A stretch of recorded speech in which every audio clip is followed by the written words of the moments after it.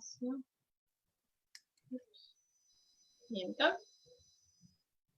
think we are live. Oh, good bless you. Welcome. Chicken. There you go, we're live. Awesome. Welcome everyone to our Tuesday discussion. I'm really excited about today's talk. So we've got Michelle Clarke. So Michelle Clarke is a life coach, business coach. She's been my business coach for 18 months now, I think, and she is absolutely fantastic. And she's going to talk about money, and I'm going to introduce you to her in a minute. She's written a fantastic book called Woman Up as well. She's got awesome courses. But the reason why I wanted to discuss money is because I find that particularly women seem to get stuck around money. And we have a really weird relationship with it, which is quite different from the relationship that men have.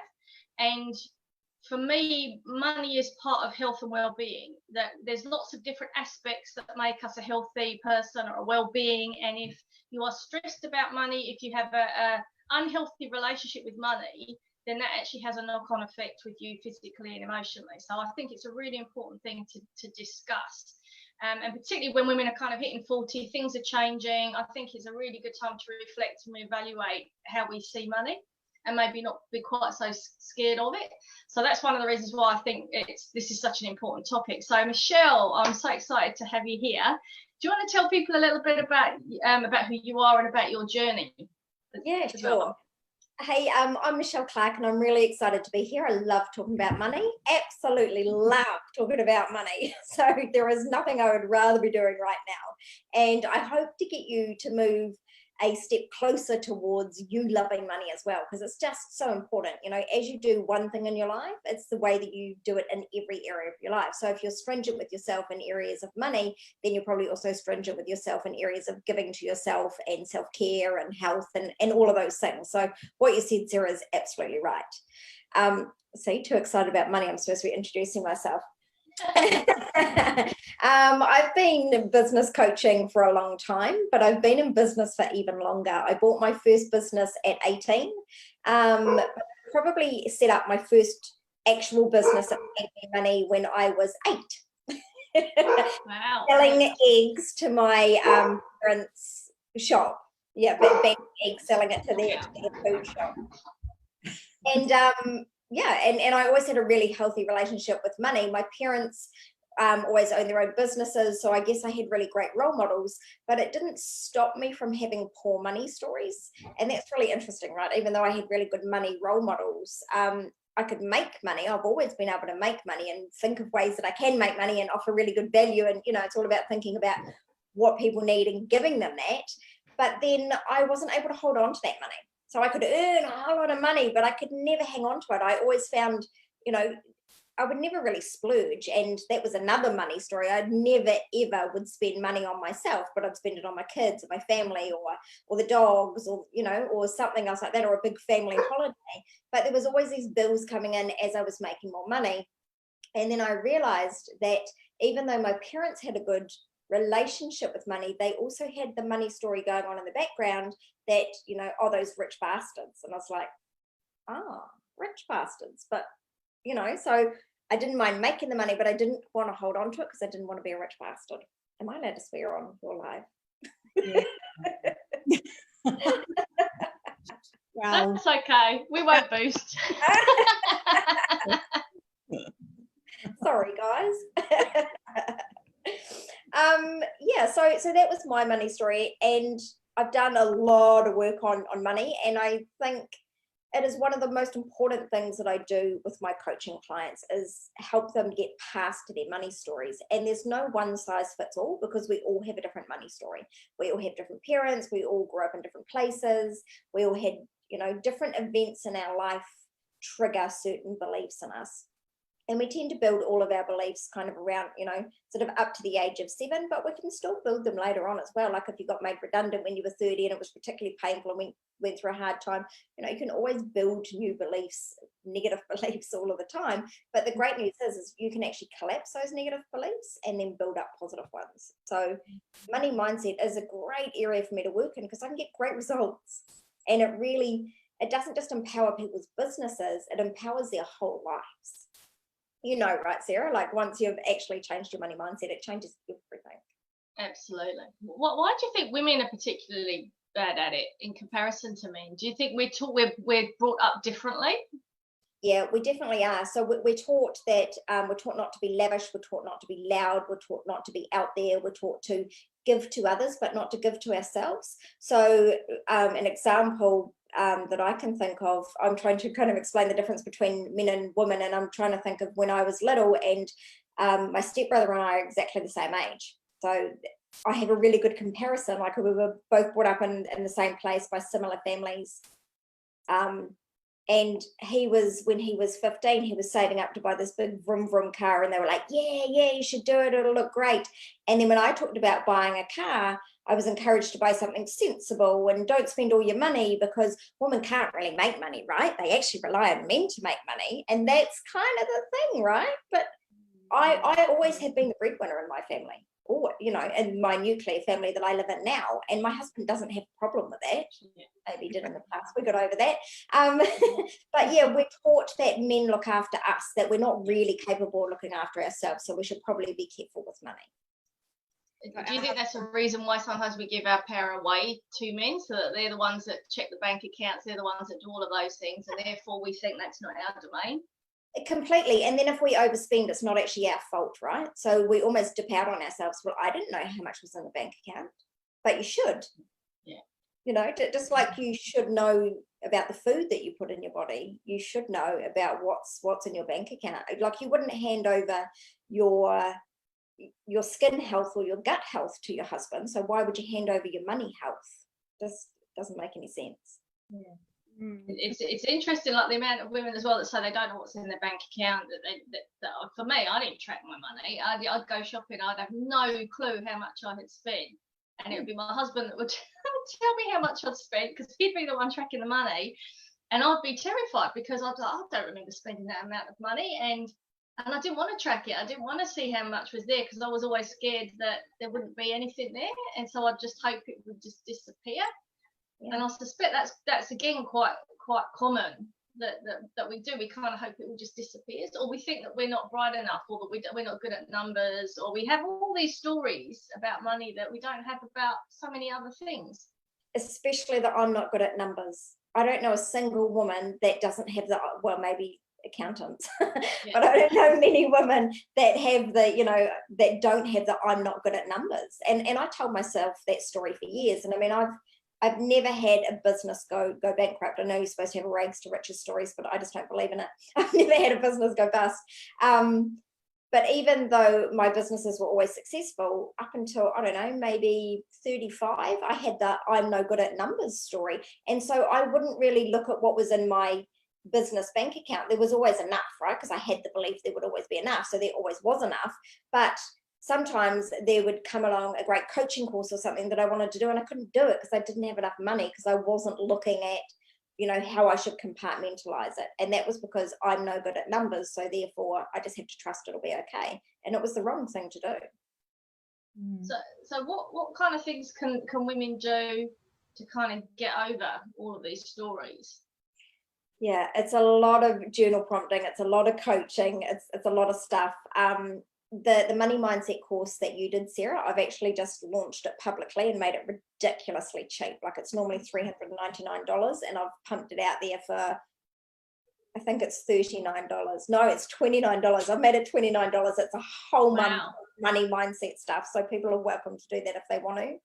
But it's about chipping away at it and just getting honest first. Like if you were going to lose weight, you'd get on the scales, wouldn't you? And you'd see what your weight was, and then you'd make a plan, and then you'd stick to it, and then you'd keep tracking it.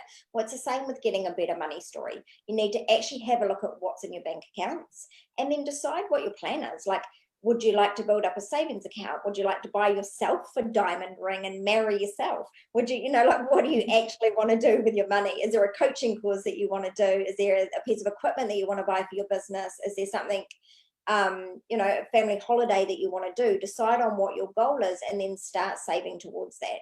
And I find that a lot of women tell themselves that they don't have enough money to save. I'll save when I've got enough money. You never have enough money to save, ever.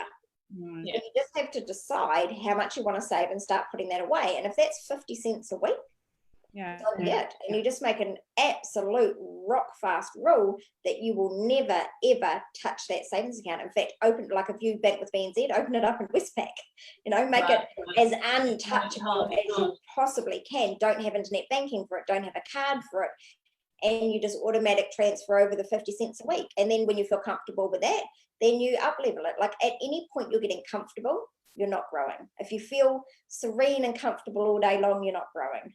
So frighten the pants off yourself. What about women who like a lot of women who want to join a program or want, like something like one of your programs or our programs or any, do like some type of course. A very common answer is, I need to check with my husband. I need to ask my husband. I need to check with my husband, which I can understand if he's like the main breadwinner, I guess, you know what I mean? But so what would you say to like women in that kind of situation? Yeah, and you're right. It's a really, really common thing. Yeah. And the thing is, you have to go and ask your husband permission to be healthy or to up level your mind.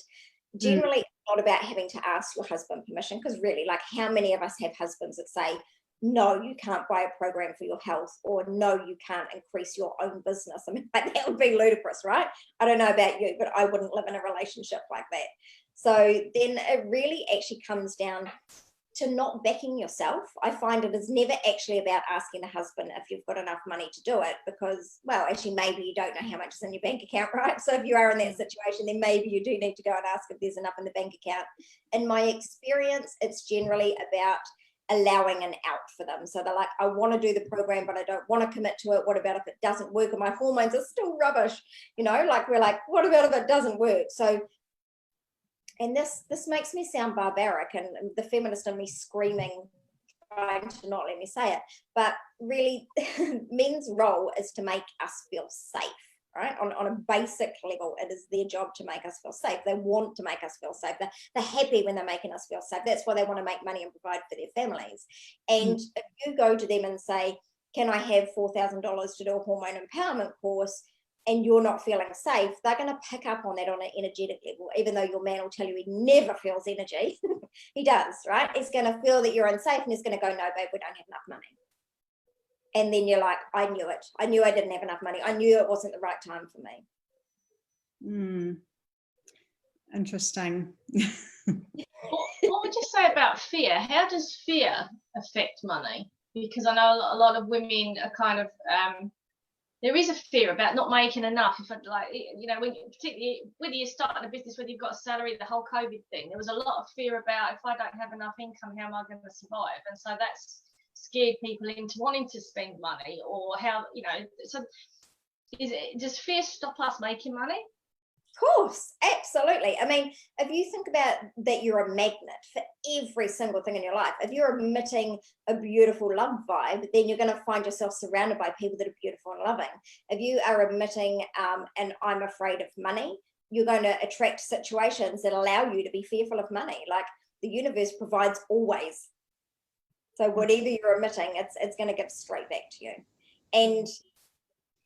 And fear of money, money mindset really is about 100% belief. Like, I just have always known that there will be enough money for me. And I was nearly bankrupted at one point. We had 7 rental properties, and one guy stopped paying and scared the other guys out of the flats, and then changed the locks on all of the flats and moved his family members in. I couldn't get him out for 6 months. I had to pay 3 lots of rent for 6 months on top of my own mortgage. Just about sent me bust, but it didn't, right? Because I knew that I would always find a way to make the money, but it was pretty scary. But what I'm trying to say is that I had the belief that the money would always come, just like I don't go, oh my God, I hope we're not going to run out of oxygen. Yeah. Right? I just know that there's going to be enough oxygen. I just know that there is going to be enough money, and there has never been an experience in my life where there hasn't. And I know for some people, there has been an experience where there hasn't been enough money, and that's because that's what they believe, or that's what they got role modeled when they were kids. You know, there's never quite enough to have a holiday, or there's never quite enough to afford the luxuries. We'll always have enough to eat and pay the rent, but there's never quite enough left over for luxuries. And we do two things with our parents. We either follow their path because we love them and we want them to be right? We wouldn't want to make our parents wrong. Or we do the opposite thing, and you quite often see this from rags to riches. You know, they're like, that is not my story, and I'm completely going in the opposite direction. So we do one of two things: we follow them, or we do the exact opposite. So a really great activity is writing out your parents' money story. What if you don't know your parents' money story? Ask them. Have a conversation with your parents about money. That'll make anyone squirm. Okay, I have a question. Yeah.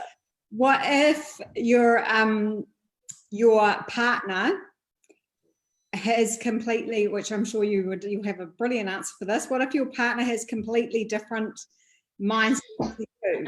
So your partner has the story. So your partner has the story. We never have enough money. I can never make enough money, or always go backwards. It's like I can never have any money for myself. Like they've got a really bad money story, and you're trying to be one way, and your partner's the opposite. Separate your money. Separate your money. Just like you wouldn't allow your husband to force a donut down your throat, but he can have it down his throat. Same with money. You don't have to have your partner's beliefs. You can have completely separate beliefs and still coexist in a beautiful relationship. But if you have one partner that spends money and just literally can't stop, then separate out your money. I'm actually coaching a couple at the moment, and that is their money story. One can't stop spending. And it doesn't actually come from a poor money mindset. It comes from I will always have enough. So they spend, because they trust that they will have enough. So that's it. So they're separating out their money. Separating out your money is just like separating out your undies. You don't all wear the same undies, right? Doesn't mean you don't love each other just because you separate out your money. I think that's another story that we buy into. Can that not affect your own kind of, if you've got a specific money set though, can you not be dragged down by someone else's kind of fear around money? That's quite hard to, you can separate it from the money physically, but it's really hard to separate that energy. So you'll know, Sarah, that whenever I do anything with you with coaching, I'm like, let's go health and safety on its butt, like let's isolate it, minimize it, eliminate it. And for me personally, my partner does have a poor money mindset. He really does. Like he grew up in England and there was never quite enough. And, you certainly didn't splurge on things. And you're nodding, you're like, yeah. Oh, yeah. and he's very fear-based, and he likes to talk negatively because it gets it out of him, and then he feels okay. But I'm like, oh my God, I'm dripping in the stuff that you've just said. And he likes to tell me what he found on the news about this crisis that's coming. And I used to hear it, and then I'd have to transmute it and absorb it and get rid of it, and then do some work on the story and do all of that, and I could, but it was taking a massive amount of energy. I'm like, oh my God, why am I feeling so exhausted all the time? It's because I was transmuting his energy, and then I was like, I don't want to do it anymore. And so I just had an honest conversation. I said, listen, I know that that when you talk negatively, or those fears that you say out loud, they make you feel better, but it's actually making me feel worse. It's making me tired. It's making me unsure in my business.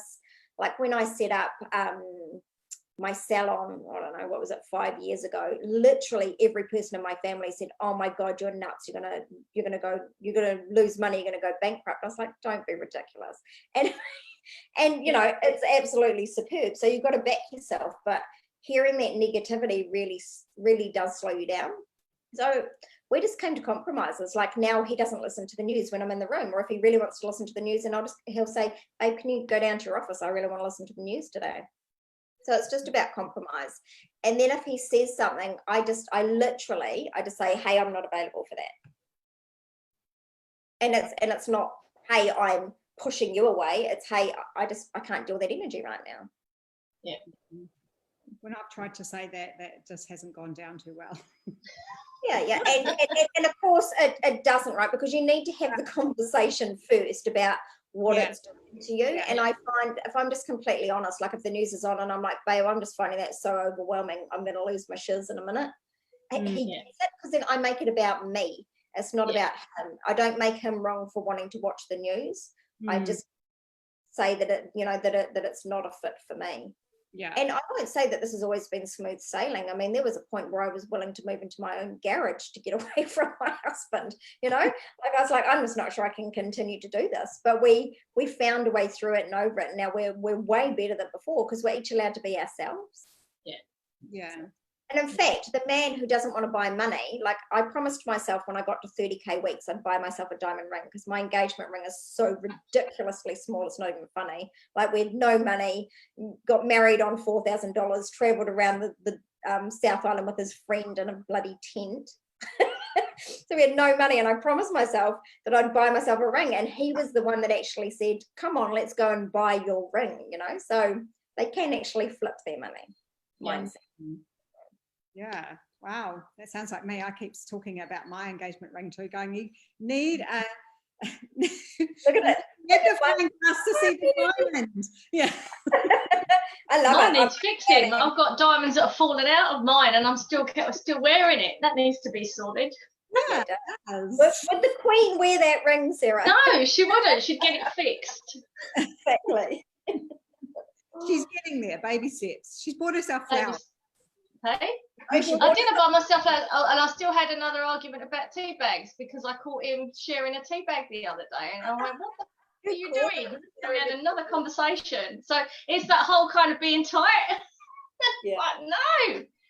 Oh, I really like the comment you made about self-care being the same, because that it's really true that a lot of women, and I think about myself as well, I haven't liked spending money on me. I love buying presents for everyone else, and there are a lot of women that we're not very good at taking care of ourselves. We are good at giving, but we're not very good at receiving, and we're not very good at giving to ourselves. So I'm kind of interested in kind of having a discussion about that, as to why are we so crap at taking care of ourselves? Why don't we want to spend money on ourselves? Why do we feel guilty when we do that?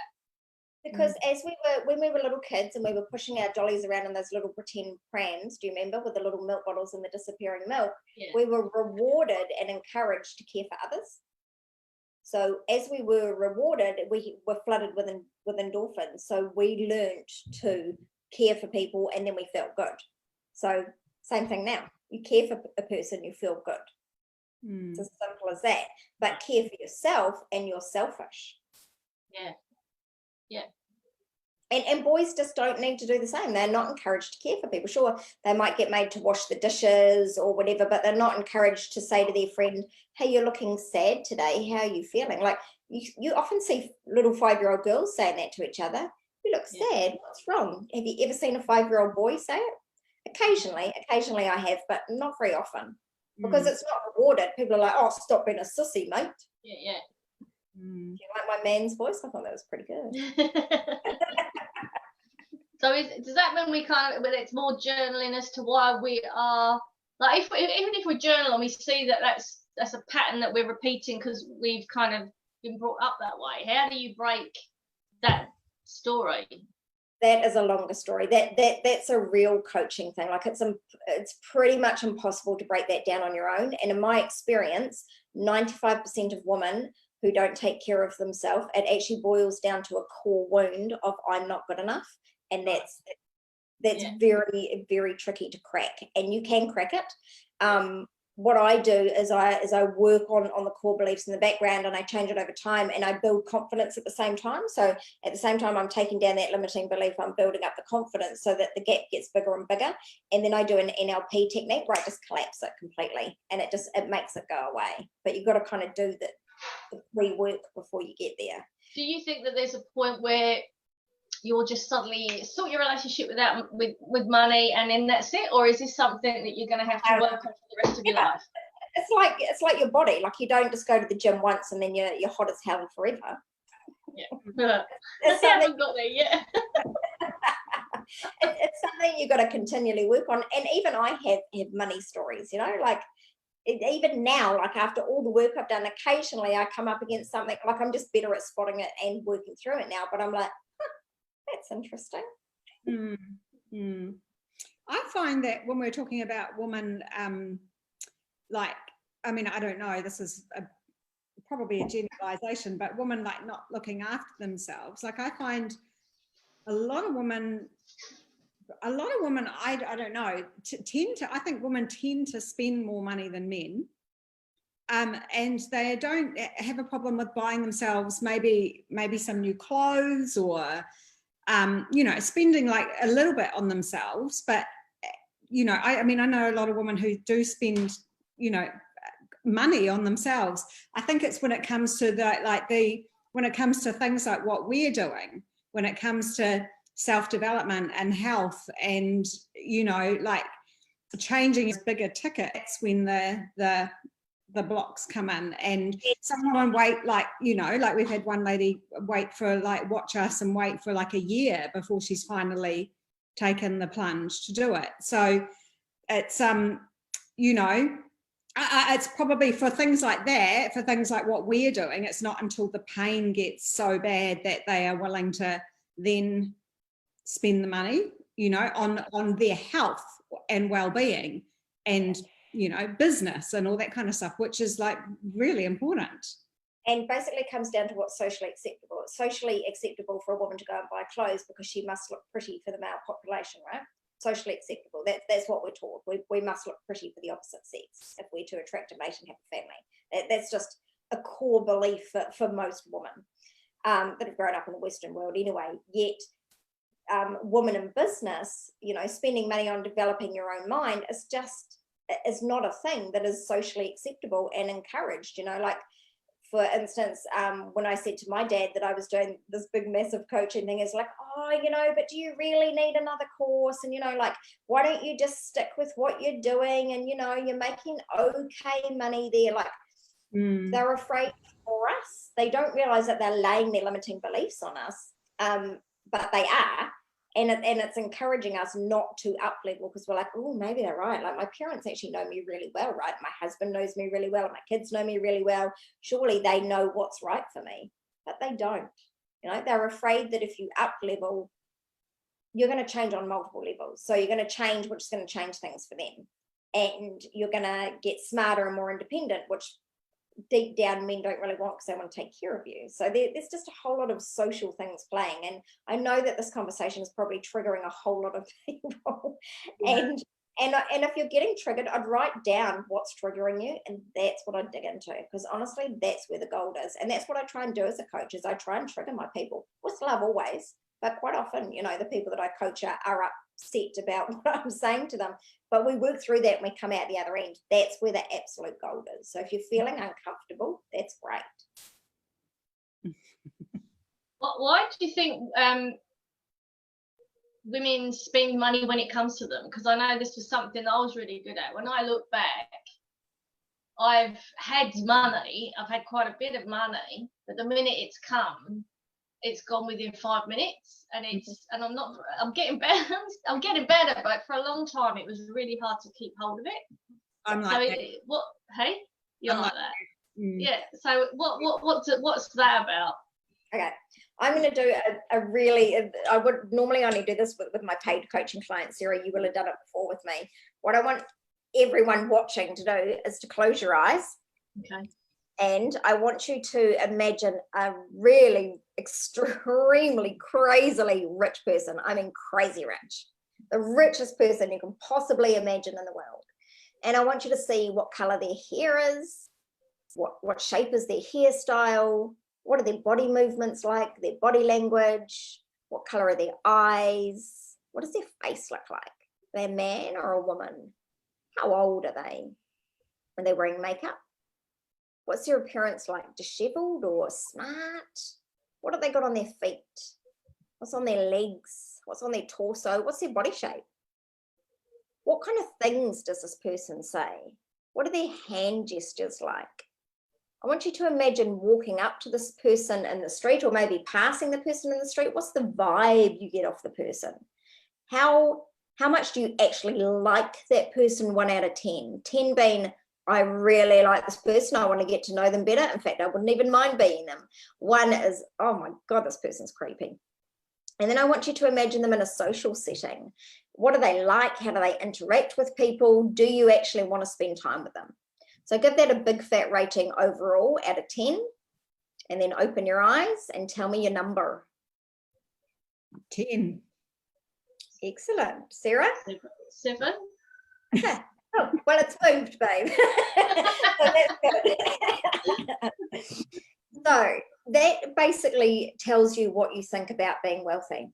If you think that people are filthy rich, you don't want to be them. Nobody wants to be the filthy rich person because no one likes them. And as women, there is nothing worse than not being liked. At school, even as an adult, right? You strive to be liked. You want to be liked. Like, it's a core wound for all of us. We just want to be liked. That's why we do all these things for people and put ourselves last, because we're like, we'll feel good if we're actually liked and accepted. Yeah.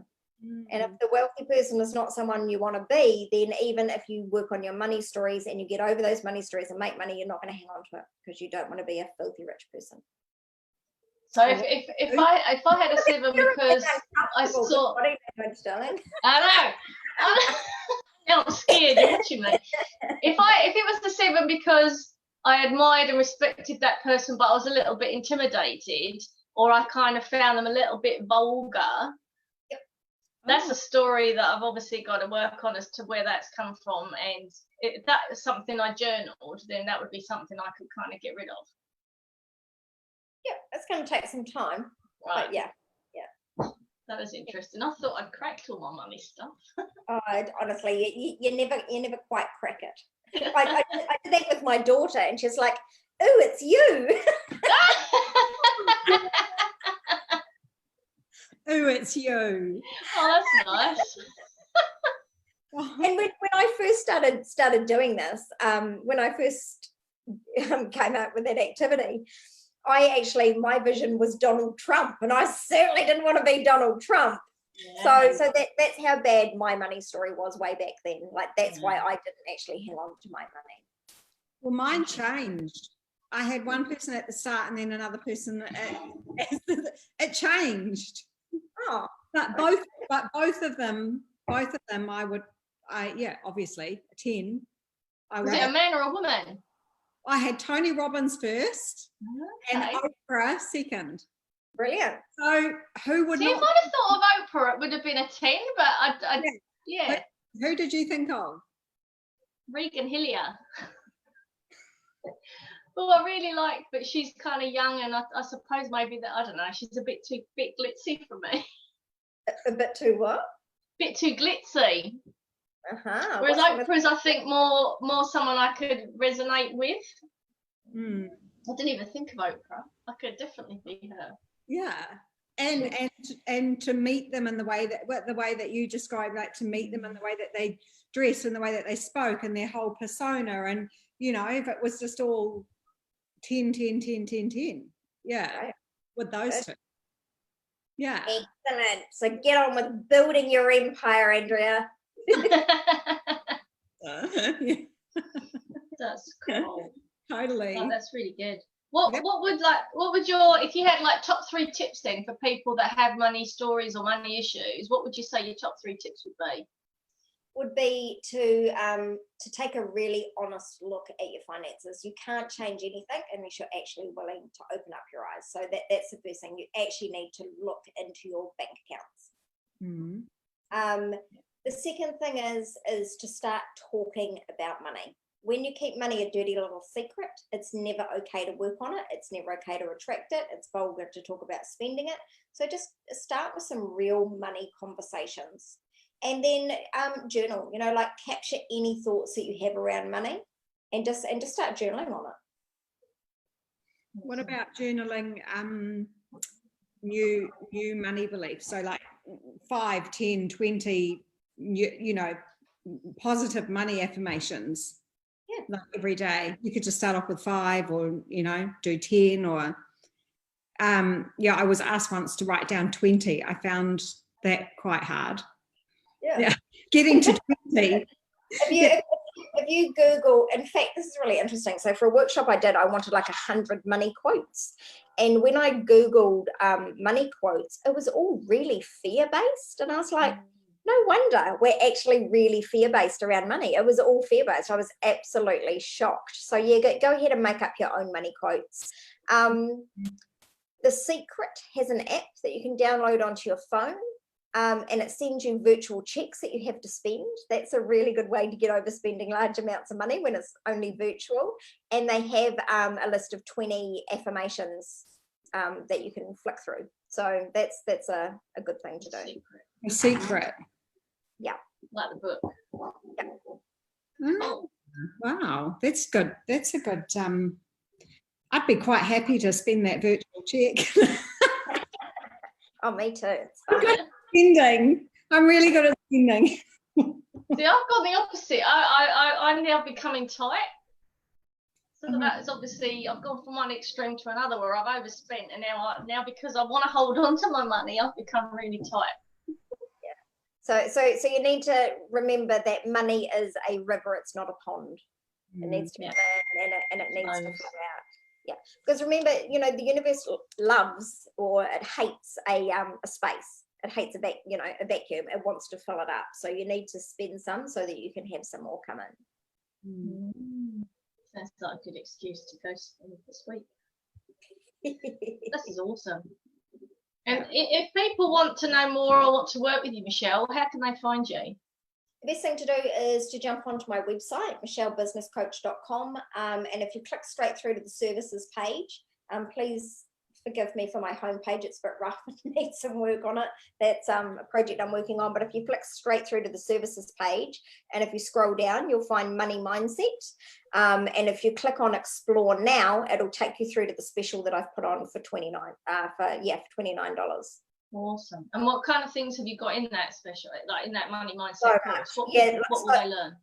So some of the activities that I've shared with you today, it's like that, but for 30 whole days. So it starts with a webinar where I really dig into what you think about money, what your parents thought about money, and kind of dig into those blocks that are difficult to get when you're journaling on your own because you don't really know what to ask yourself. Of course, it's hidden from us, right? That's why it's a core belief, because it's in our core. It's not actually visible to us. So that's kind of like a bit of code cracking in the beginning. So if you do purchase it, make sure that you watch the webinar first. Don't think you'll skip the webinar and just go into the activities. You actually need that code cracking in the webinar. And then you go through and do 30 days of activities. And there's money meditations in there, which you can download and listen to over and over every day. They're what I used to listen to in the beginning. There's some really great visualizations. There's some great activities. Yeah, there's basically all of my ideas. Like if you really want to crack your money code, then yeah, seriously, it's pretty powerful. Awesome, thank you. And are there any books that you'd recommend people read as well that might be really cool for? Yeah, there's so many books. Like there's always books that are coming out, but I tell you what, I find most of the money books quite fear-based. So the only books that I would recommend would be Jen Sincero. Yeah. You're a Badass at Making Money.